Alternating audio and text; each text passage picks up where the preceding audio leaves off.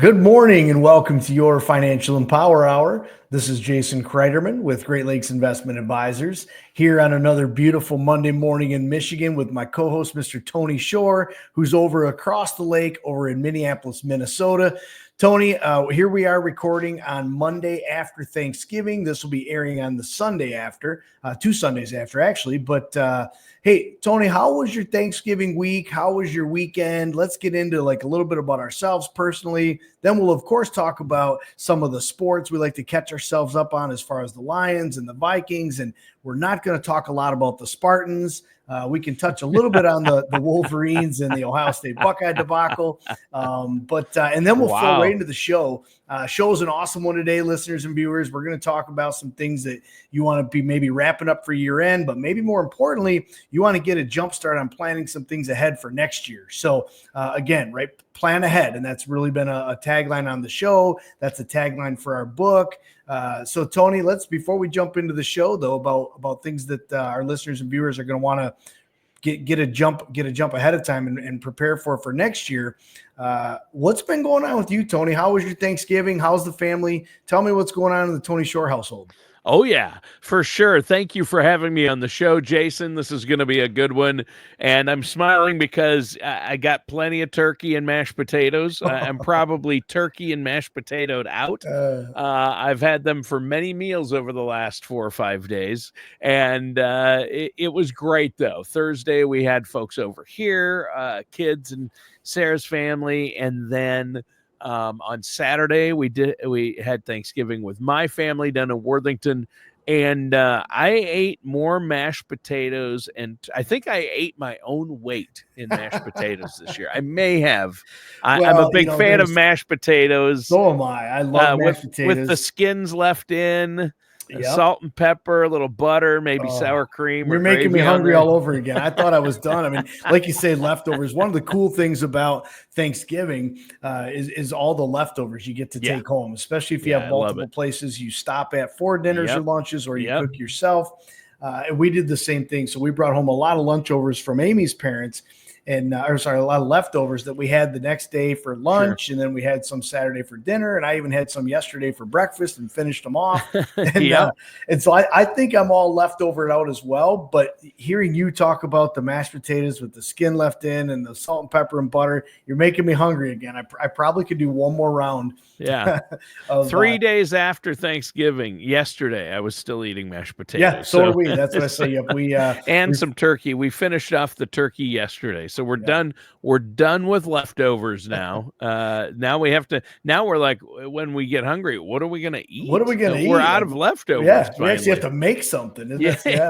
Yeah. Can you imagine? So, but I had a great Thanksgiving. Love spending time with family.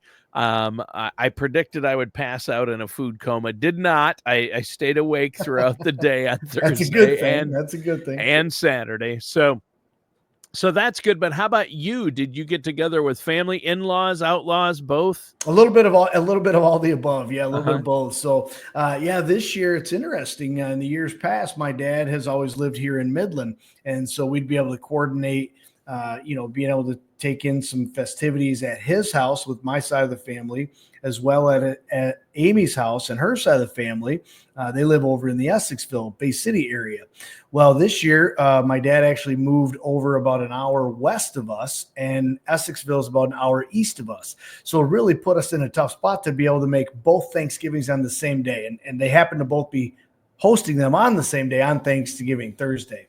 So we weren't able to make it over to my dad's place this Thanksgiving. Hopefully we'll be able to make up for that come Christmas. And I don't know what we got to do for next year, but try to talk one of the families into maybe celebrating their Thanksgiving on Friday or Saturday. Give us a little break in between, and that way we can partake with both families. And when you partake with two families like that, Tony, you bring home twice as much leftovers. So we'll eat all the way into December with leftovers, hopefully next year. But we had a great Thanksgiving. We spent a lot of time with the family. What we did is we just kind of lounged around in the morning at our place. We did catch the Lions game. We watched the first half at our house. We were all ready to go. We jumped in the car at halftime, made it over to Amy's parents just for the start of the fourth quarter. So we were able to watch the wrap up of that Lions game. As much as, I think a lot of people thought the Lions would walk right over the Bears.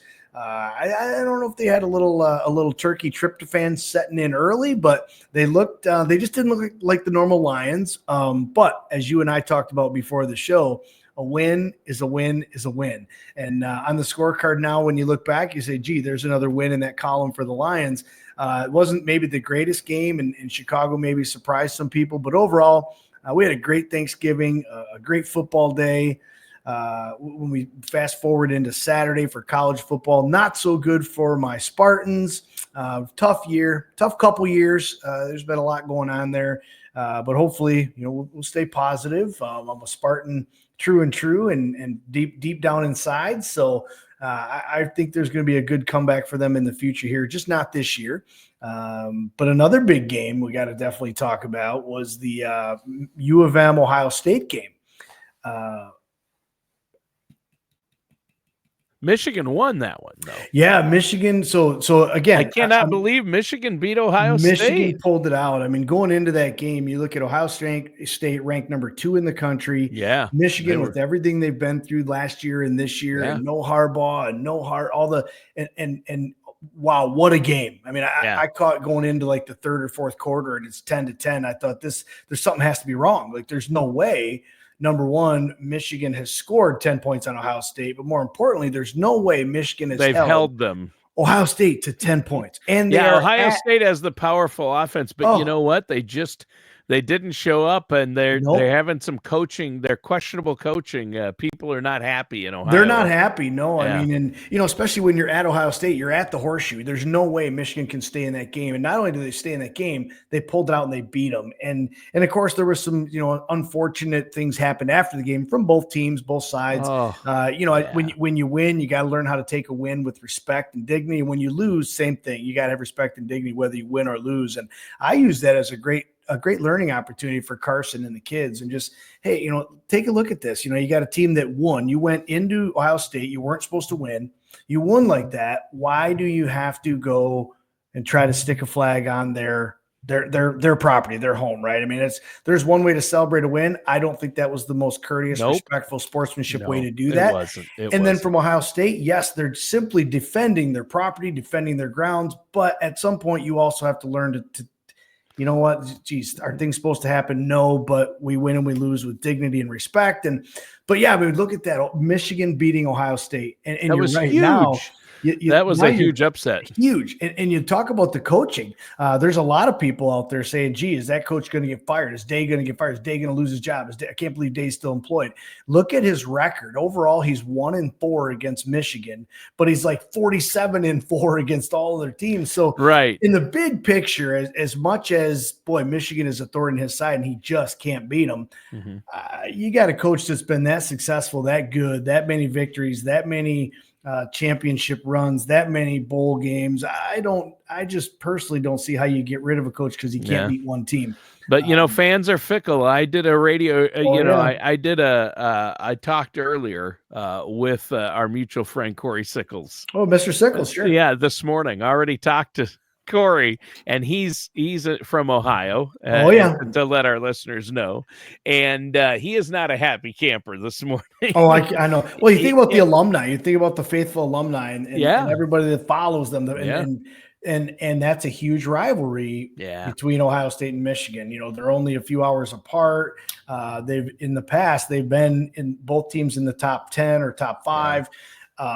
So it's a huge game, and especially when Ohio State's ranked number 2 in the country, Michigan not even ranked, and you're at your home turf, you're at the Horseshoe, and Michigan pretty well shuts you down to that level and comes up winning. I can only imagine Corey Sickles and a lot of other Ohio residents and Ohio alumni and Ohio faithful are not happy. No, and he's not happy with the coach either. But the most entertaining thing I saw was last night, Sunday night. We record the show on Mondays. That's right. Yeah. Did you, Jason, see the Buffalo Bills football game last night? I did not. I've seen some highlights. I've heard some things. Most entertaining. Even my wife and daughter, who has no interest in football, They did not stop watching throughout the whole Really? game till the end.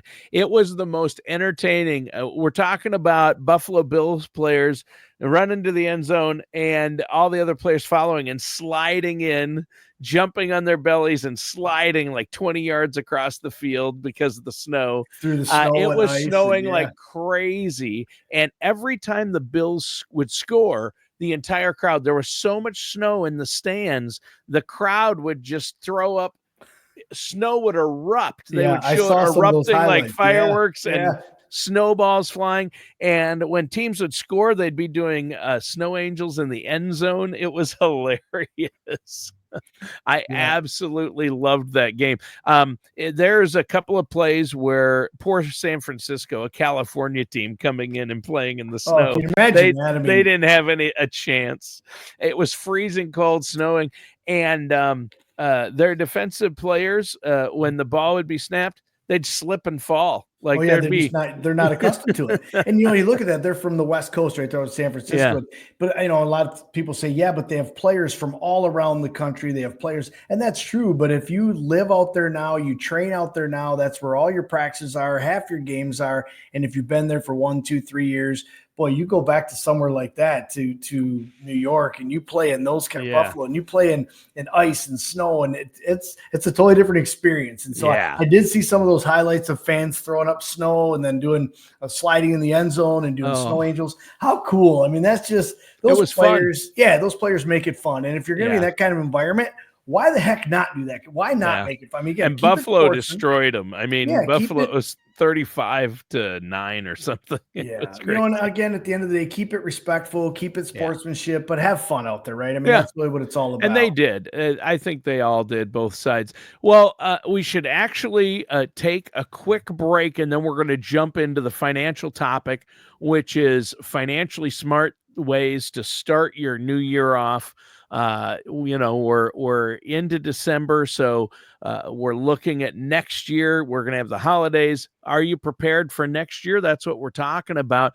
But before we go, let's give away a few copies of your book, Jason. Before we take a break. The book is Empower Your Retirement, and I love that book, Jason, that you wrote, and you're giving away 10 copies to the first 10 people to contact your office and request a copy and mention this show. So listeners, get a copy of Jason's book. There's no charge, there's no postage, there's no obligation. We'll send that to you. The number to call to get that book is 989-835-7203. Again, that number 989-835-7203. And we're going to be right back with more of your Financial Empower Hour right after this. All right. We're going to keep rolling, Jason. Great show today. I'm looking forward to it. So we're talking about smart ways to start off next year financially. Where do you want to begin with this topic? Well, I think it's, this is a great time at the end of the year to kind of reflect upon where you have come personally and professionally through the last 11 or 12 months. Let's go all the way back to maybe November, December of last year. And you were kind of winding down that year. The things you were taking into consideration were, what goals did you set at the beginning of the year? Did you accomplish your goals? If so, how did you celebrate those? If not, how far off were you, and did you adjust or change your goals at all?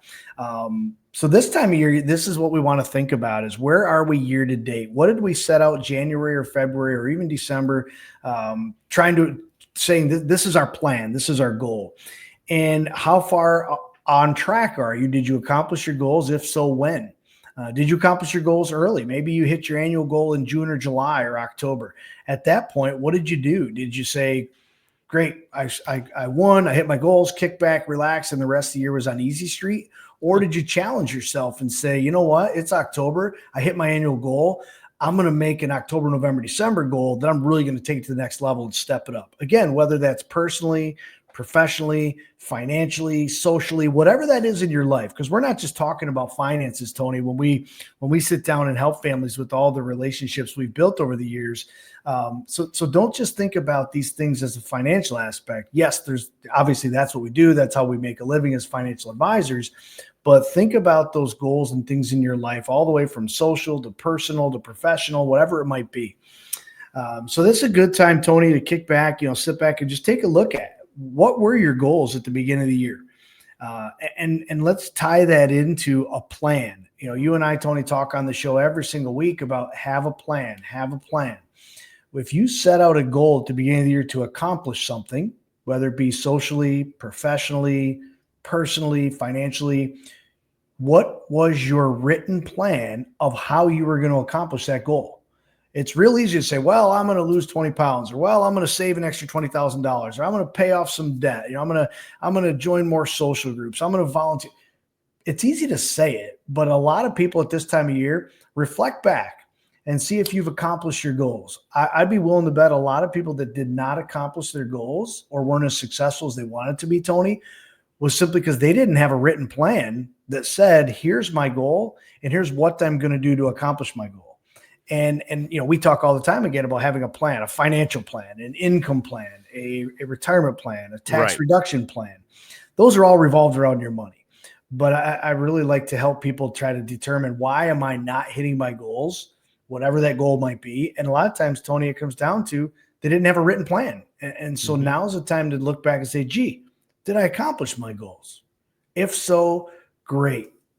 After you accomplish your goals, did you do anything to challenge yourself a little further? If you didn't, I encourage you next year, and this is the time to start doing that. Next year, when you build your goals and you build a written plan that says, here's what I'm going to do to accomplish my goals, I want you to add in there, if I accomplish my goals early, here's my challenge to myself to take it to the next level. Add something in there. First of all, add a celebration. If you accomplish your goals, add a celebration. What did you do? If you accomplish your goals, what the heck did you do to celebrate yourself? And you need to do that. Congratulations, celebrate yourself, and then set in a challenge of what could you potentially do if you accomplish your goals early. Challenge yourself to go the extra mile, do something even bigger, even better. But then again, look back, and those of us that didn't accomplish all of our goals, or maybe one goal or whatever it might be, find out, ask yourself, why didn't I accomplish that goal or those goals? It very well may be because we didn't have a written plan. It wasn't written down that said, here's what I have to do, when I have to do it to accomplish this goal. And not to mention, how often do you review your objectives or your goals, whether, again, personally, professionally? Do you just set the goal January 1st? Here's my New Year's resolution. Here's my goal this year. And then December 31st, you look at it and see if you accomplish your goal or not. There's no accountability. There's no tracking. And again, having a plan, Tony, we know a plan should say, I'm going to do something. Here's how I'm going to do it. Here's what I'm going to do it by. And here's when and how I'm going to hold myself accountable. And plan for the best, but prepare for the worst. Right? Absolutely. Thanks for saying that. So I've said a couple times already, if you've accomplished it, celebrate. Well, that's plan for the best. If you accomplish your goals, put something in there that says, if and when I accomplish this goal, here's what I'm going to do to celebrate. Plan to be successful, plan to win, plan to celebrate. But also prepare for the worst. Let's say by June you wanted to save $10,000, or you wanted to lose 20 pounds, and it's June 1st and you didn't accomplish that. That's okay. Prepare for that. Don't just quit. Don't say, oh, well, that didn't work out this year. I'll try it again next year. Be prepared and say, golly, if I don't hit that goal, here's what I'm going to do. I'm going to review, and really you should be reviewing those goals probably on a monthly basis, if not weekly. How am I doing? How much money am I saving? How much weight am I losing? What am I doing? What are my goals? And track that more on a weekly and a monthly basis. Plan for the best. Plan that you're going to knock those goals out of the park and celebrate. But did you mention the lose weight thing? I felt directed toward me. Tony, that wasn't it. But it's funny. It comes off the comments you made in the beginning of the show where you ate your weight in mashed potatoes. Now, so our radio listeners, Tony's not a slender fella. He's not an overly overweight fella. But when even if I said I ate my weight in mashed potatoes, that's a lot of mashed potatoes. But so think about that. We say, do you want to lose weight? Well, what are you gonna do? You have to have a written plan. I mean, I have failed I have failed on a lot of plans, personal goals in my life, Tony. I failed on a lot of personal goals. And a lot of them I look back on and say, why the heck did I fail? A lot of it because number one, I didn't have a written plan, or I didn't review it enough on a weekly or monthly basis to hold myself accountable. And if I was behind or failing, I didn't have a backup plan that says, hey, I'm going to be prepared for the worst. That says I'm not going to hit this goal, but I'm not going to quit. What am I going to do to try to make up for it? And so I look back at most of my goals or accomplishments or New Year's resolution, whatever it was that I didn't hit. And a lot of it was just that I didn't have a plan. I didn't review it enough, and I didn't have a backup plan that says, I'm off track. Now what? And so that's, I think, we talk about this time of year, what can we do to set ourselves up for more success next year? Take a look at what you've done this year. Reflect on what you've done. Did you accomplish your goals or objectives? Great. If so, did you celebrate them? If you accomplished them soon enough, did you challenge yourself with a second goal to go a little further, a little harder? And then if we didn't accomplish any goals, why didn't we? Did we not have a plan? Did we not review and update our plan? Did we not prepare for, I might not hit this goal, but if I don't, I'm not just going to throw in the towel. I'm going to have a backup plan that says, we're going to do this. And so hopefully you can try to end the year on a positive, successful note. Yeah. And one way to do that and to make sure you're on track financially, a great way to help get that plan in place is to read the book, Empower Your Retirement, which is going to go through the financial things you need to do to have a solid financial plan to save money moving forward. This needs to be a part of it. It needs to be a part of your plans for the next year. So we're giving away 10 more copies of Jason's book. Jason, you wrote a great book, Empower Your Retirement. Plan for the best, but prepare for the worst is the tagline. And all you have to do, listeners, to get a copy at no charge, there's no postage, there's no charge. We'll send it out to you. Just be the next 10 callers to contact Jason's office. And even if you hear this later in the week, you never know how many people contacted. Pick up the phone, contact Jason's office. Tell them you heard about it on the radio. You want a complimentary copy of that book. The phone number to call is 989-835-7203. Again, that's 989-835-7203. And we're going to be right back with more on ways you can financially kickstart your new year here on your Financial Empower Hour. All right, Jason, today on your Financial Empower Hour, you've been talking about smart ways to start the new year, ways to financially kickstart this new year. What do you have next for us? What do we need to do to be properly prepared or have a plan in place? Yeah, I think it's a great topic today. It's a great time of year. And really, there's no better time on building a plan, setting your goals, reviewing your goals than every time, than all the time, right? But here we are at the end of the year. Let's reflect back on what we did this previous year, this current year. How well did we do? How on track we were? How off track? Those types of things. But really, let's talk about how do we kickstart ourselves for next year, being even more successful than this year. And so let's talk about building a plan. And I want you guys really to, when you build a plan, I want you to have a written plan, whether it's written on a napkin, it's written on a 8.5 by 11 sheet of paper, it's typed out in great detail, whatever it is. We need to have something to hold us accountable, something to reflect back on, to remember what was my goal. Not only should you have your plan, have your goal and your plan, you should have your objectives of how you're going to get there, kind of an action plan, right? How I'm going to get there and by when, and hold yourself accountable. And one of the first things I'd like to see people build into your financial plan this year, whether it be a personal plan, a professional, but inside your financial plan this year, I want you to revisit your household budget, Tony. That's the best place to start from, is what are your average monthly expenses and what is the average monthly income? If we have X amount of dollars coming in per month, but X plus going out in expenses, we're not going to be successful. So one of our goals might be, hey, I want to have less expenses, so I have more income. Or it might be, hey, I'm just barely making it. I have X in income and I have just under that in expenses. I want to have double or triple the amount of income coming at the end of next month or next year than I did expenses. So track that. And this takes a little bit of time, a little bit of work. You can do a budget exercise where you truly track everything you spend, whether it be cash, you need to write that down or save the receipts. If it's debit card or credit card, that's pretty easy to track. You simply go online or look at your report or your statements and track it for at least 3 months. What have you spent money on? A good thing to do at this time. And I know it's tough this time of year, Tony, because of the holidays.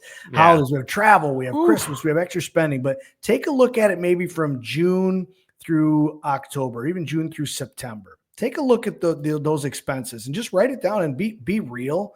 Be true to yourself. And that's really tough, I know, as we say, oh my gosh, I'm not going to count that latte I had, or that night we went out to dinner and had a few extra cocktails. We don't have to.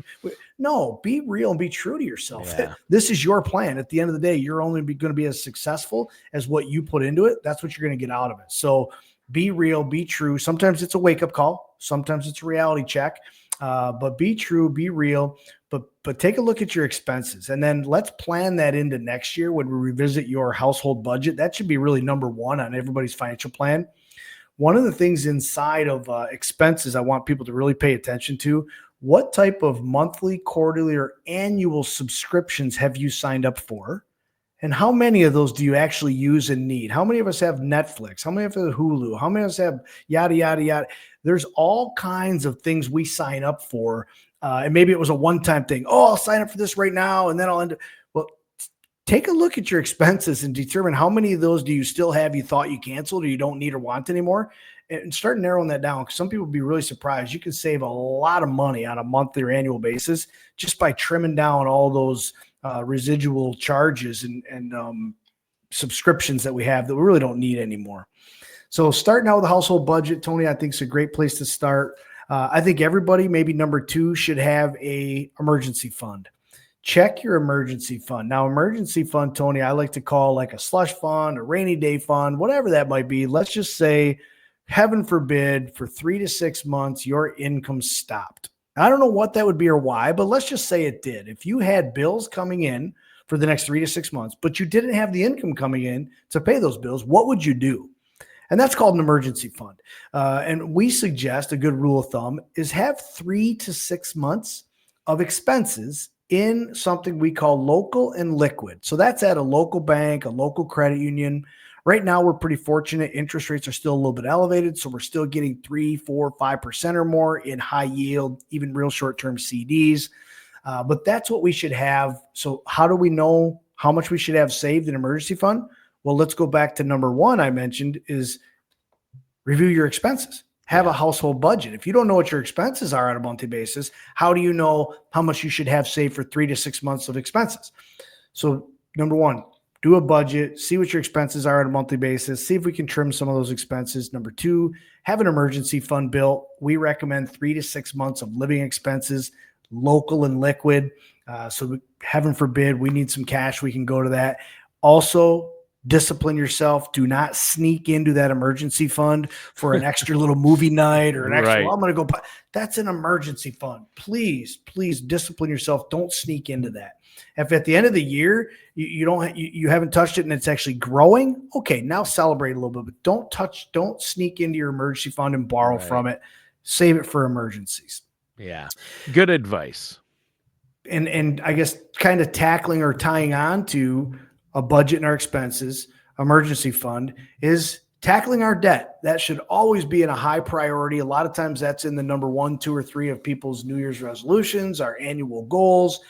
Tackle our debt. Well, again, how do we determine how much debt we're in? Or what? Go back to your expenses and take a look at. People don't think about debt as in monthly spending, but take a look. If you have Netflix and Hulu and all these things that are coming out automatically every month or every year, that's just like a debt payment. And unless you stop it or do something, it's going to keep coming out of your money. It goes to somebody else. So no, take a look at those things, control them, stop them as much as you can.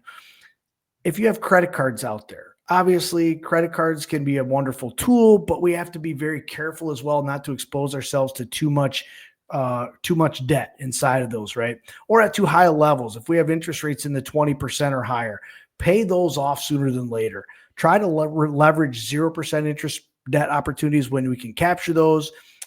If you do take something that's a promotional offer, like a 0% offer or 6 months, same as cash, make sure you pay it off before that expires, because a lot of those, the interest goes retroactive back to day one, and it compounds and can become just a horrible debt problem. Yeah. So control our debt, control our spending.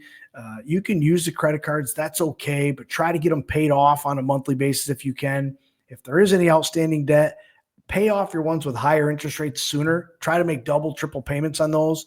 Do some debt consolidation, get them down into lower interest rates, payments you can handle, and try to really get a better handle on what we're spending it on, and how do we control and reduce that spending. Yeah. And I think that's huge. Obviously, a spending plan, I think that's a better word than budget. People hate the B word, Yeah. budget, right? And I know you're constantly driving this point home, but it is important. It always comes up in financial planning conversations, because that's what financial planning is things like watching your debt, watching your spending. And you don't want to go into the new year with a lot of debt. You need a plan to deal with your debt. And if you have questions on how do I get a retirement income plan? How do I invest my money properly? How do I save up an emergency fund? This is what you do. This is how you help your clients, Jason. Pick up the phone and give Jason Cryderman and his team there at Great Lakes Investment Advisors a call. You've got a great team assembled, Jason. All our listeners have to do, they can also get a no-charge copy of your book. It's a great book. It's called Empower Your Retirement. And I love that book. Listeners, get a copy of the book. Be one of the next 10 people to contact Jason and his staff there at 989-835-7203. Again, that number is 989-835-7203. And if you want to find out more about what Jason and his team can do for you, go to Great Lakes Investment Advisors.com. That's Great Lakes Investment Advisors.com. And there's a lot of great information there, right, Jason? I mean, you got a great site with lots of stuff for our listeners, some resources they can use at no charge, correct? Yeah, there's a lot of stuff out there. There's a lot of links to our radio shows, to our YouTubes, our podcasts. There's a lot of reading material. You can meet the team. You can also request a phone call or a visit with us. There's a lot of information, a lot of material there. If you don't see something on there that you're looking for, that's when you give us a call. Please let me know. Hey, I looked at your website. I didn't see anything on long-term care, but I'm really interested in that. By all means, give us a call. We're more than happy to help you in that area if we can, or at least direct you into an area where you can be helped to get all your goals, achieved and accomplished. All right. Well, we're going to continue our discussion here in just a moment. Now, Jason, we've been talking about financially smart ways to start the new year, get that kickstart we need for the new year for our finances. And it's been a great discussion so far. You've covered a lot. We talked a little bit about, debt and credit, getting that paid off. We've talked about saving, and then an emergency fund. And I like your advice on emergency funds. Don't touch it. Don't use it to eat out. That's or right, yeah. For unnecessary items. That's for emergencies. That's for when the roof goes and it's leaking all over your house. You need a new roof. Sure. A Yep. pipe bursts in the basement. You have to get that fixed. These types of things. You need a new furnace. You need a new AC unit. These are all things you're going to need an emergency fund for. You don't want to put that stuff on a card, right? Yeah, I mean, if at all possible, you're not gonna want to touch the emergency fund unless it's an emergency. I mean, that's Right. what it's there for, Right. right? So discipline yourself, and then it's gonna always be there. You're not gonna have to worry Yeah. about, now I need the money and it's not there. Well, you put yourself in a bad financial position, and so Sure. remove those stresses from your life and just keep yourself disciplined. Put the money aside, and you may not have 3 to 6 months of expenses in readily available cash today. Well, then build into your plan how in the next 3 months, how am I going to save 3 to 6 months of expenses? First of all, you need to know what your expenses are, that spending plan or budget plan. And then you need to say, great, well, that's going to cost me $30 a week or whatever that might be to put Yeah. into this emergency slush fund. So you make a plan, and you determine how you're going to get there. And all of a sudden, next thing you know, you got 3 to 6 months of living expenses, sit in an emergency plan. Yeah. You're dedicated, you're disciplined. You've dedicated yourself to save it. Now you're disciplined not to touch it. And when the pipe does burst or something bad, if something goes wrong in the car, you need help of, a family member, a friend. Now you have the cash available to do so. Yeah. So yeah, that's important. I think another thing we should add, Tony, to our plan of how can we prepare to be most successful next year. This is a great time at the end of the year to review your estate plan and your insurance plan. Okay. And so we talk about estate planning. And again, I'm not an attorney. I'm not a CPA. I don't do Right. legal work. I don't give legal advice or do taxes. I know enough about estate planning and legal work to be scary and dangerous, and to know that that's where we entrust in those that are properly licensed, like an attorney. Right. Estate planning is something that's very, very important. You should entrust in an estate planning attorney to help you with that. You should be looking at estate plans can consist of anything from a will to a trust, to power of attorney documents, to healthcare power of attorney, financial and legal power of attorney, all those types of things that are there to help you while you're alive, as well as what's going to happen with your estate and your stuff when you're gone, when you die, or when you're sick, right? When you're sick, those types of things. So what a great time of year to step back, reflect on what does my estate plan look like? And do I need to make any changes or updates? It is highly recommended that estate plans, whether it's a will or a trust, those types of things, we recommend every 3 to 5 years you have those reviewed. And the reason I say that, Tony, is because our lives are changing all the time. We get new jobs, we have, marriages, divorces, kids, whatever it might be. Life changes, right? Legal stuff, laws, tax planning, that stuff's changing every day of the week right under our noses. So every 3 to 5 years, it's a great idea to have your estate planning documents reviewed by an estate planning attorney in case there was any changes in your lives you want to make updates for, or more importantly, if there was any law changes you're not aware of that would encourage you to make a change in your estate plan. It's also not a bad idea when you get a second opinion or have your documents reviewed. Truly get a second opinion, have them reviewed by a second set of eyes, not the attorney that drafted the legal work for you, but somebody else. Not that the attorney did a bad job or that you wouldn't go back to them in the future, but it's, again, just a second opinion. It's a second set of eyes. Yeah. Yeah. And that's huge. You definitely want to get a second opinion. And I think a big part of this being prepared is working with a trusted financial services professional, somebody like yourself, Jason, and your team there, because it's going to be, how to avoid those costly mistakes. And it's going to be critical for our listeners out there to have somebody who goes through this process all the time. You do this for all of your clients and the people you meet with. So why not get a professional working on this for you? And Jason, you bring up a good point. You need to make sure that you have your estate plans and your tax plans in place. And not just your tax preparer, that's different. You need an overall strategy and plan, and you need a quarterback for that, or a coach who's going to look at the big picture. That's where you come in. And then a specific specialist like an estate planning attorney and a CPA to run these things by, but you need to see how they're going to fit in your overall plan. And boy, estate planning and tax planning, the best time to do this is probably 20 years ago, and the second best time is today, just like planting a tree. So I like that. And I know a big part of retirement planning that you talk about on the show is both of those things. That has to be a part of your overall retirement income plan. Taxes, how to prepare for taxes in retirement, how to prepare for estate planning. Yeah, absolutely. And so we've talked many times about having a plan and having a written plan. And so, Tony, you just mentioned that it's very important to have certain professionals that's what they're trained and licensed to do, is help you. Some of you already have those professionals, those licensed, trained professionals in your lives. You already have a financial advisor, hopefully a fiduciary advisor. You already have a CPA. You already have an estate planning attorney. Some of you already have those players on your team. Some of you might have one, but you're missing two, or you have two, but you're missing. Or some of you don't have any of those players on your team yet.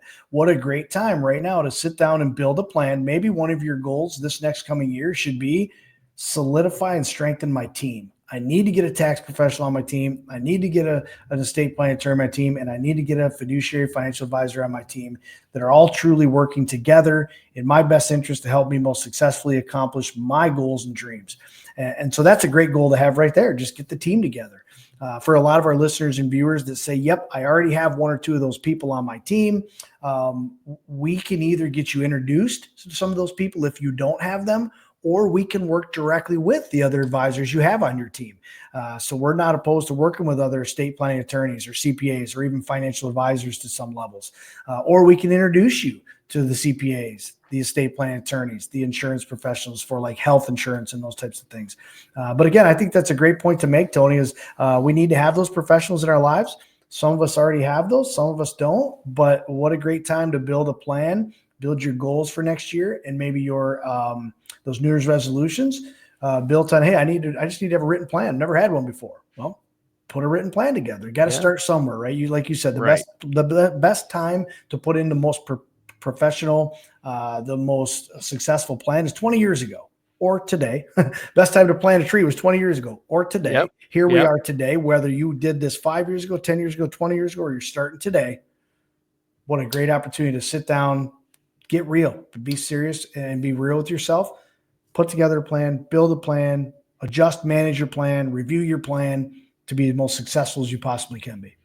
Yeah, and I know the way you can get started or make sure you have a proper plan in place based on your personal situation, not just stuff your brother-in-law tells you or you hear from a friend or a coworker. You want a plan that's specifically for you and your needs, and a way to do that, the starting point is to work with a financial services professional who's going to be looking out for your best interests. And Jason, that's where you and your team come in. So you're offering our listeners out there a no charge, no obligation consultation. If they want to call and set that up, they just need to say they heard about it on the radio show or podcast. And that number is 989-835-7203. And again, the number is 989-835-7203. And you can also get a copy. If you set up that consultation, they'll give you a copy of Jason's book, Empower Your Retirement. And it's a great book. Listeners, pick up the phone and give Jason and his team a call. It's 989-835-7203. Or if you'd like to schedule an appointment, you can go to GreatLakesInvestmentAdvisors.com. Well, Jason, great show today, but we ran out of time. Yeah, it's been an awesome show. I hope, again, have a wonderful rest of your week. To Tony, to all my listeners and all my viewers, let's get ready to roll through a phenomenal and fast December. We're going to be into the holiday season of Christmas and New Year's before we know it. So let's have a ho, ho, ho, jolly December here. Tony, have a great rest of your week and your day. Listeners and viewers, looking forward to seeing you next week. All right, and that does it for today's episode of Your Financial Empower Hour with our host, Jason Cryderman.